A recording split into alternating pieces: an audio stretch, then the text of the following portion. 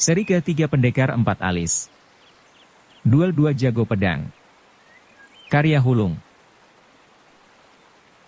Bab Dua Orang Mati Tidak Berdusta. Tanggal 13 September, baru saja lewat tengah hari. Setelah Lu Xiaofeng berjalan turun dari pavilion musim semi timur, ia mulai melangkah dengan cepat menelusuri jalan raya. Matahari telah naik.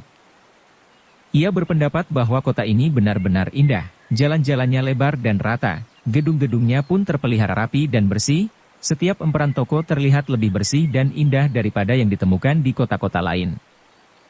Tapi ia juga tahu bahwa hal yang paling indah pada kota ini bukanlah jalan-jalannya yang sibuk atau arsitektur gedungnya yang indah, juga bukan pemandangan dan tempat-tempat wisatanya yang terkenal ke seluruh dunia, tapi orang-orangnya. Tak peduli kau berasal dari mana, tak peduli kemanapun kau pergi, sekali kau berkunjung ke kota ini, kau tak akan pernah melupakannya. Lewat tengah hari, angin pun mulai bertiup. Saat angin bertiup, udara akan dipenuhi debu. Tapi tidak ada badai debu di dunia ini, tak peduli betapapun besarnya, yang bisa menutupi keindahan kota ini. Walaupun Lu Xiaofeng sedang berjalan dengan langkah-langkah kaki yang cepat, sesungguhnya ia tidak memiliki tujuan yang pasti di dalam benaknya. Di antara orang-orang yang ingin dilihatnya, tak terlihat satu orang pun, tapi di antara orang-orang yang tidak ingin dilihatnya, ia melihat beberapa. Yang pertama ia lihat adalah Ouyang King. Ouyang King sedang mondar-mandir di luar sebuah toko perhiasan, berdiri di dekat seorang nyonya berpakaian indah dengan kepala yang penuh dengan mutiara. Wanita itu mungkin amat cantik, tapi Lu Xiaofeng tidak berani melirik lagi. Setelah melihat Ouyang King, ia pun memalingkan kepalanya ke arah lain. Ia teringat kembali pada Su Bing. Ouyang jelas telah melihatnya juga, tapi pura-pura tidak. Tiba-tiba, ia mencengkeram tangan nyonya tadi dan naik ke atas sebuah kereta kuda berwarna hitam pekat. Setelah kereta itu menghilang dari pandangan, barulah Lu Xiaofeng memalingkan kepalanya dan menatap dengan kaku pada debu yang ditinggalkan oleh kereta itu, ia sendiri tidak yakin bagaimana perasaannya saat itu. Di sisi lain jalan raya, beberapa orang sedang melambai-lambaikan tangan padanya, tapi pada jarak beberapa langkah darinya telah berdiri seorang pemuda yang sedang menatapnya, dengan tangan meraba pedang. Ia mengenali orang-orang itu, di antara mereka ada dua orang ketua perusahaan ekspedisi dari wilayah Sichuan dan Hunan, seorang murid Wudang, dan seorang ketua gerombolan penjahat dari sekitar Sichuan. Tapi ia tidak mengenal pemuda yang sedang menatapnya itu. Tatapan itu pun amat sengit, dan ditambah lagi dengan ekspresi wajah yang sedang mencari gara-gara. Tapi Lu Xiaofeng tidak ingin mencari masalah, maka ia hanya mengangguk pelan ke arah orang-orang itu sebelum berputar dengan cepat dan berjalan ke arah timur. Tiba-tiba, sebuah tangan tampak terulur keluar dari sebuah toko barang antik di pinggir jalan dan menepuk pundaknya. "Kau di sini. Aku tahu kau akan datang." Seorang tosu tua dengan kepala penuh dengan rambut putih keperakan dan jubah penuh tambalan berjalan keluar dari toko itu, sambil tertawa. Di belakangnya ada seorang laki-laki tua yang kurus tetapi tampak sehat dengan pakaian yang bersih dan rapi. Mereka tak lain adalah Tosu Kayu dan Pertapa Cemara Kuno. Yang bisa dilakukan Lu Xiaofeng adalah membalas senyuman itu. "Aku tahu kalian juga akan datang." Tosu Kayu mendongakkan kepalanya dan tertawa terbahak-bahak. Walaupun usianya sudah lanjut, wajahnya masih terlihat merah penuh energi dan masih memperlihatkan tanda-tanda kenakalan. Sangat sedikit orang yang bisa menduga bahwa ia tak lain adalah salah seorang di antara tiga jago pedang yang paling dikagumi di dunia ini. "Aku tak boleh ketinggalan duel ini." Ia menepuk pundak Lu Xiaofeng lagi dan tersenyum. "Bahkan, bila aku sudah terlalu tua untuk berjalan ke sini, aku akan datang merangkak." "Apakah itu karena kau ingin melihat di mana kelemahan dalam teknik mereka sehingga nantinya kau bisa menantang mereka?" Lu Xiaofeng bertanya terus terang. Tosu Kayu tidak membantah, ia malah menarik nafas. "Aku sudah tua, ikut dalam duel pedang atau adu minum tidak lagi menarik bagiku. Tapi aku masih tetap bersemangat untuk bertanding catur dengan siapa saja yang ingin menantangku. Sebenarnya, kami sedang mencarimu." Pertapa Cemara Kuno tiba-tiba berucap. "Aku? Untuk apa?" "Kami telah mengatur sebuah pertemuan dengan seseorang sore ini dan kami ingin mengajakmu juga." Pertapa Cemara Kuno menjawab. "Apa hubunganku dengan pertemuan itu?" "Karena kau pun tentu ingin bertemu dengan orang ini." Tosukayu menjawab sebelum pertapa cemara kuno sempat menyahut. Senyuman di wajahnya tampak amat misterius. Siapa orang ini? Lu Xiaofeng terpaksa bertanya. Senyuman di wajah Tosukayu malah terlihat semakin misterius. Jika kau benar-benar ingin tahu siapa orang ini, mengapa kau tidak ikut ke pertemuan itu? Tentu saja Lu Xiaofeng ikut. Ia selalu tidak tahan terhadap godaan, apalagi ia selalu memiliki perasaan ingin tahu yang tak ada tandingannya. Lokasi pertemuan itu amat aneh. Tempat itu sebenarnya merupakan sebuah tempat pembakaran batu bara di luar kota. Semua debu yang menutupi tempat pembakaran batu bara itu tampak seperti gundukan-gundukan kuburan. Begitu banyak tempat yang indah di dalam kota, mengapa kalian memilih tempat ini untuk pertemuan itu? Lu Xiaofeng mengerutkan keningnya. Karena kita akan bertemu orang yang aneh. Pertapa cemara kuno menjawab. Sejujurnya, kita akan bertemu 3 orang aneh. Yang satunya tidak pernah sehari pun melakukan pekerjaan yang jujur dalam hidupnya, dan yang 2 lagi adalah orang-orang tua yang bahkan lebih aneh dariku. Tosukayu menjelaskan. Tapi 2 orang tua ini bukanlah orang tua biasa, menurut kabar angin tidak ada yang tidak mereka ketahui dan tidak ada masalah yang tidak bisa mereka selesaikan. Pertapa cemara kuno menambahkan. Tosukayu melirik Lu Xiaofeng. Aku yakin sekarang kau telah bisa membayangkan dengan siapa kami mengatur pertemuan di sini. Ia tersenyum. Tentu saja Lu Xiaofeng tahu. Saat itulah, seorang laki-laki pendek dan kurus dengan kepala yang besar terlihat mendekat dengan lambat di atas seekor keledai. Jaraknya masih belum begitu dekat, tapi bau alkohol telah santer tercium. Orang ini tampaknya selalu mabuk seumur hidupnya. Lu Xiaofeng tertawa. Setiap kali bertemu dengan si untung besar anak kura-kura, ia tak tahan untuk tidak tertawa kecil. Tampaknya kali ini Tuan tidak harus dibebaskan dari hutang dengan uang jaminan oleh orang lain. Benar-benar peristiwa yang langka. Si untung besar Sun meliriknya dan dengan kesal memutar-mutar matanya. Kau di sini juga? Aku. Kau sudah lama tahu kalau aku pun akan datang, kan? Lu Xiaofeng memotongnya sambil tertawa. Si untung besar Sun menarik nafas dan bergumam, orang-orang yang seharusnya tidak ada di sini, semuanya ada di sini. Tapi yang seharusnya ada di sini, malah tidak. Ia mengangkat sebelah kakinya ke atas punggung keledai dan melompat turun. Tapi kakinya lemah dan ia pun terhuyung-huyung, hampir saja ia terjatuh di atas tanah. Bahkan Tosukayu pun tidak bisa menahan tawanya. Jujurlah, pernahkah kau tidak mabuk 1 hari saja di dalam hidupmu? Tidak. Jawaban si untung besar Sun pun tidak begitu mengejutkan, apa adanya. Ada satu hal yang baik pada orang ini, Tosukayu bergurau. Kadang-kadang ia bahkan lebih jujur daripada Huishio jujur. Jalan ke kampung Arak selalu datar, tempat lain tidak bisa menandinginya. Sebagai jawabannya, si untung besar Sun bergumam. Dalam Arak, nirwana pun terlihat besar. Hari terasa panjang, mengapa aku tidak ingin mabuk? Kau benar-benar orang yang sangat beruntung, lebih beruntung daripada kami semua. Tosukayu tertawa dan menjawab. Karena aku memang lebih cerdas daripada kalian. Oh. Setidaknya aku tak akan menghabiskan uang 50 tael perak untuk mengajukan pertanyaan yang seharusnya tidak pernah ditanyakan. Di manakah si cerdik dan si segala tahu? Pertapa cemara kuno bertanya dengan wajah yang kaku, ia tidak suka tertawa terlalu banyak. Karena aku telah mengatur pertemuan dengan kalian di sini, tentu saja mereka ada di sini juga, si untung besar Sun menjawab. Di mana? Di sana, si untung besar Sun menunjuk sebuah lubang tempat pembakaran batu bara yang ada di depannya. Apa yang mereka lakukan di sana? Pertapa cemara kuno mengerutkan keningnya. Si untung besar Sun memutar-mutar matanya. Mengapa kau sendiri menanyakan mereka? Dan pertanyaan itu bernilai 50 tael perak? Lu Xiaofeng bertanya, sambil berusaha keras untuk menahan tawanya.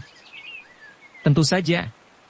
Pertanyaan apapun, setiap pertanyaan, 50 tael perak, dan juga.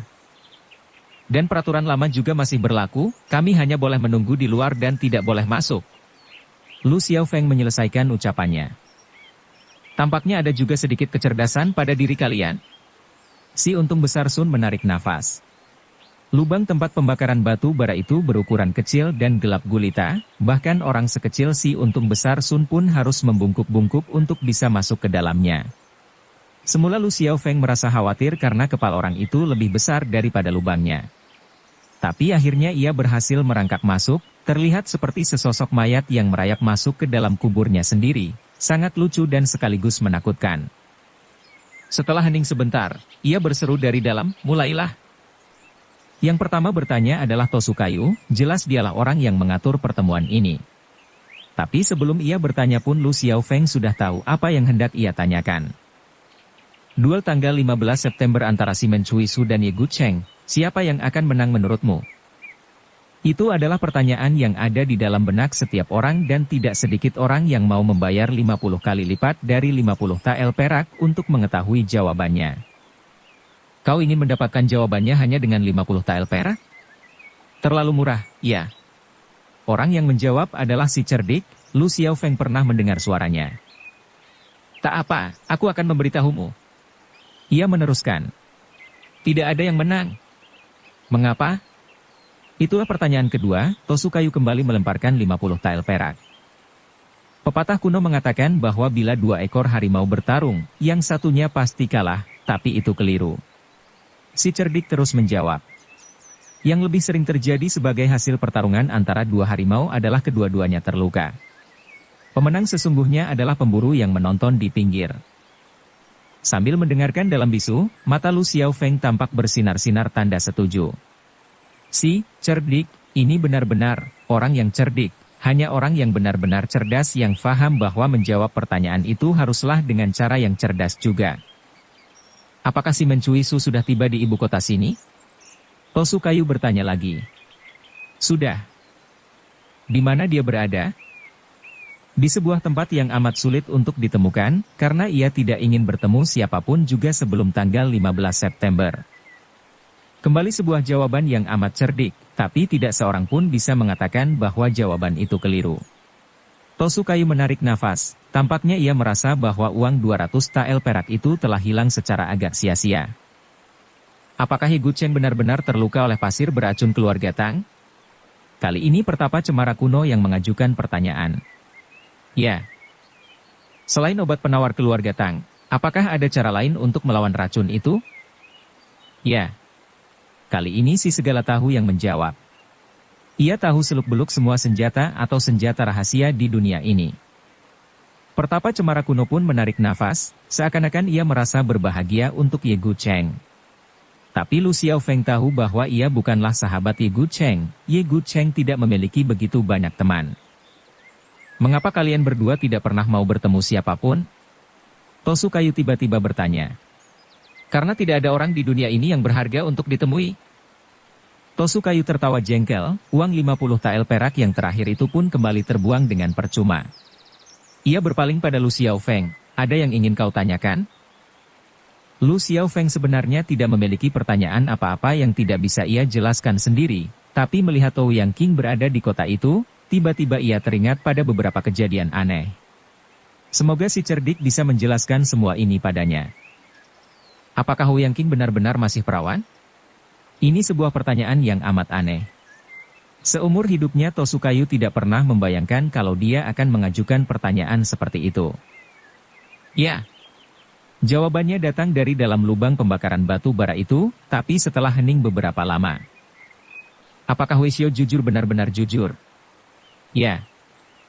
Sebuah mimik muka yang bingung terlihat di wajah Lu Xiaofeng. Apa pekerjaannya sebelum ia menjadi seorang Weishio? Apa namanya sebelumnya? Dari mana ia berasal? Tidak ada yang tahu dari mana dia berasal. Ini hampir bukan sebuah jawaban lagi. Sebuah senyuman jengkel pun muncul di wajah Lu Xiaofeng.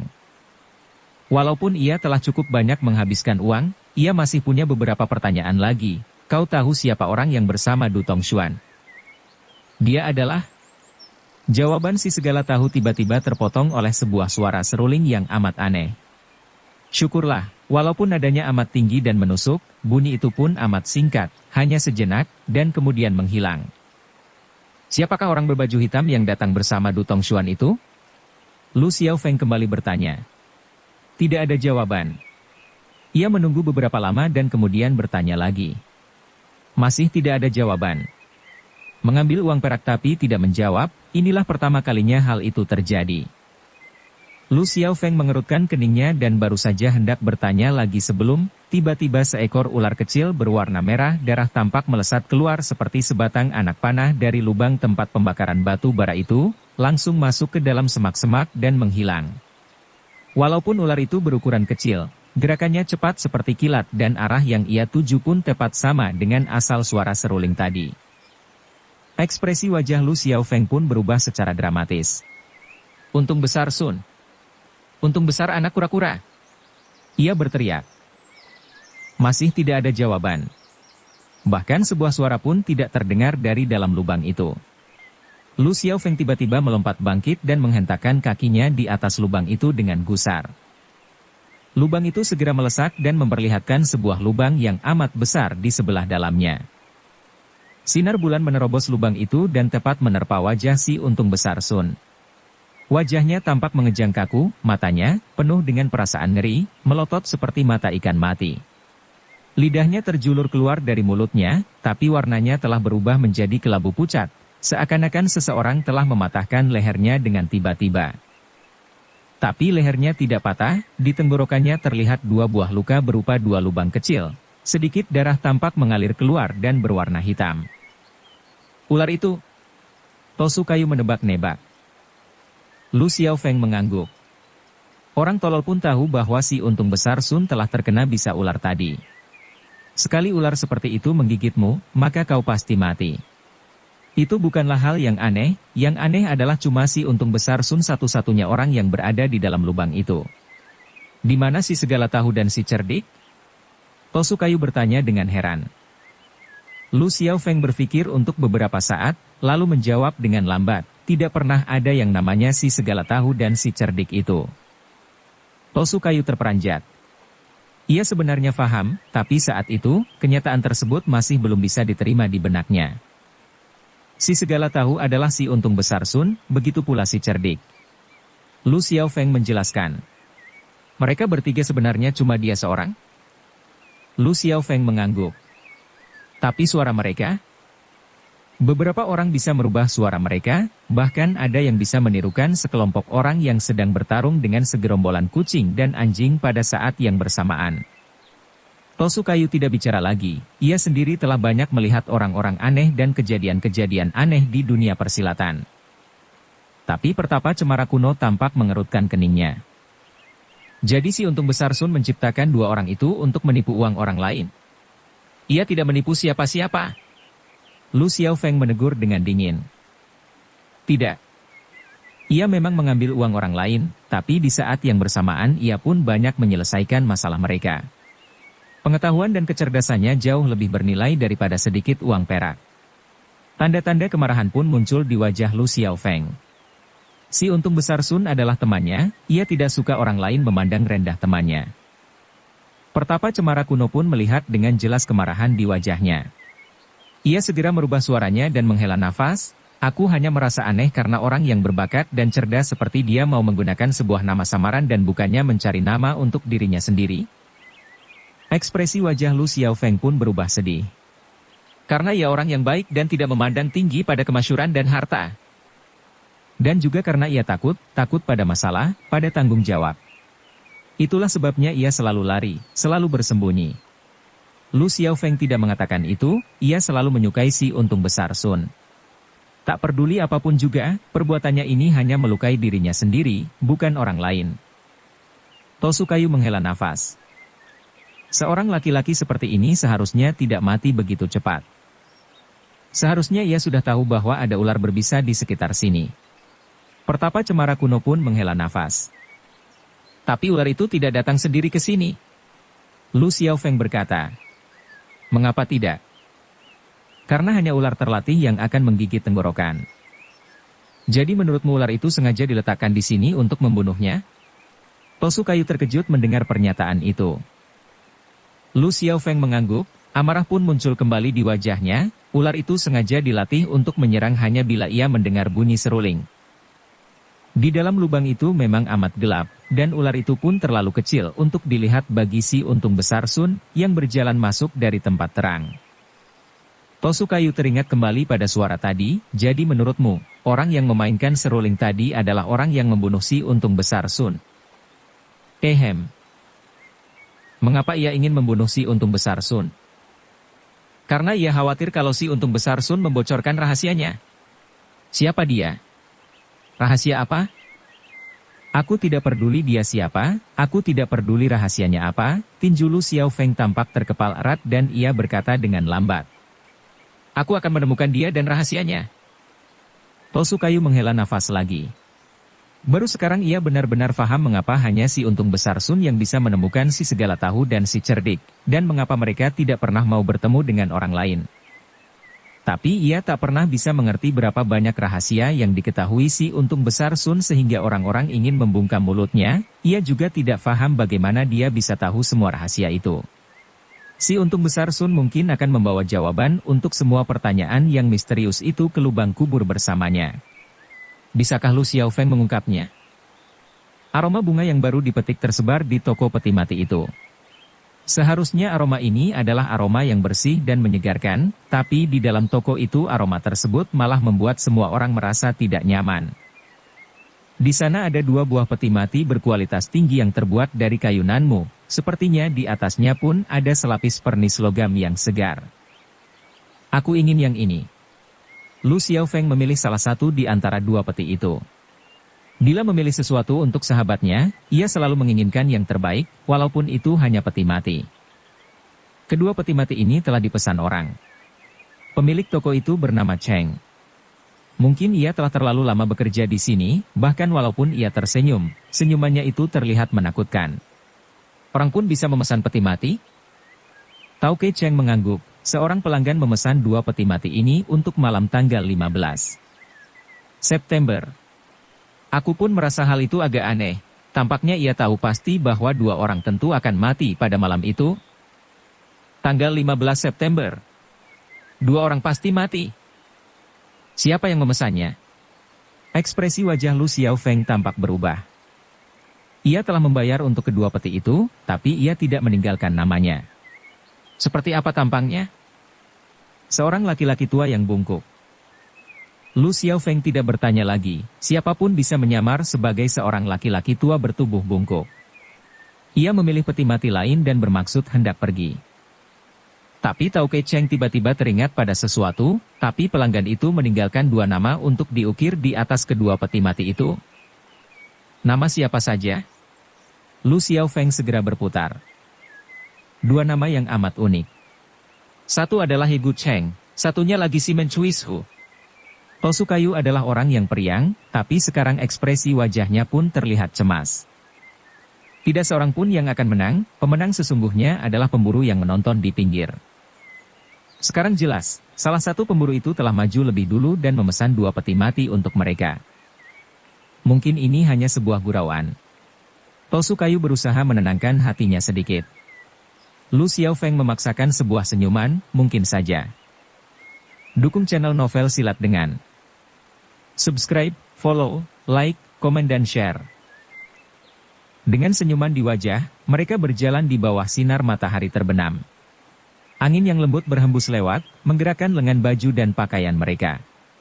Orang-orang yang melihat mereka di jalan tentu berpendapat, betapa angkuh dan agungnya mereka. Tapi di dalam benak mereka, bayang-bayang kematian terasa membayangi segalanya. Tentu saja mereka tahu bahwa semua ini bukanlah senda gurau belaka. Tosukayu memandang pada gumpalan awan putih di langit biru yang jauh. Kau telah bertemu Ye Gu Cheng? Tiba-tiba ia bertanya. Apakah dia tampak terluka? Lu Xiao Feng tidak menjawab pertanyaan ini secara langsung. Ia malah menjawab, dengan satu gerakan, ia mampu menusuk kedua tulang pundak Tang Tianrong. Orang yang terluka tidak akan pernah mampu berbuat seperti itu pada salah satu jagoan keluarga Tang dan Tang Tianrong adalah salah satu dari 4 jagoan keluarga Tang. Tosukayu berpikir sebentar. Tapi Huishio jujur tidak pernah berdusta, dan ia memang telah terluka. Jadi siapa yang mengobatinya? Lu Xiao Feng tidak menjawab, ia memang tidak bisa. Ia juga malah menatap awan di kejauhan. Sudah lama aku ingin berkunjung ke Benteng Awan Putih, tapi masih belum sempat. Tiba-tiba ia berkata, "Aku pernah ke sana." Tosukayu berujar, "Kurasa tempat itu adalah sebuah tempat yang indah. Datang pada saat musim semi dan musim gugur, pemandangannya tentu amat indah dan penuh warna dengan semua bunga yang sedang mekar. Di sana tidak terdapat begitu banyak bunga. Ye Gucheng bukanlah orang yang suka minum arak atau menikmati bunga. Apakah ia menyukai wanita?" Tosukayu tertawa kecil. Orang yang menyukai wanita mungkin tidak bisa mencapai tingkat ilmu pedang seperti yang dimiliki Ye Gucheng. Lu Xiaofeng tidak bertanya lagi, tapi sebuah mimik muka yang amat bingung pun muncul di wajahnya. Kapan saja ekspresi itu muncul di wajahnya, berarti ia sedang memikirkan sebuah masalah yang amat membingungkan. Dia tidak seperti si Mencuisu, tentu tidak sukar untuk menemukan tempat tinggalnya. Lu Xiaofeng berucap, "Aku ingin mencarinya." Tosukayu berujar, "Aku tahu kalian adalah sahabat lama.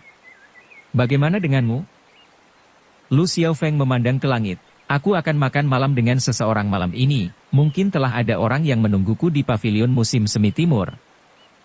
Jadi tampaknya kita berpisah di sini sekarang juga." Lu Xiaofeng mengangguk tapi kemudian berhenti. Jika seseorang yang tidak menyukai bunga atau wanita tiba-tiba memiliki 6 atau 7 orang gadis yang berjalan di depannya sambil menebarkan bunga di sepanjang jalannya, apa pendapat kalian mengenai hal itu? Tiba-tiba ia bertanya. Orang macam itu tak akan pernah berbuat hal seperti itu? Tosukayu menjawab. Tapi seandainya ia melakukannya, maka ia tentu sudah gila. Tosukayu tertawa. Seumur hidupnya, Lu Xiaofeng pun tidak bisa membayangkan kenapa Ye Gucheng berbuat seperti itu. Tapi setidaknya ia tahu suatu hal, Ye Gucheng tidak gila. Bersambung ke bab 3. Dukung kami dengan subscribe, follow, like, komen dan share. Terima kasih.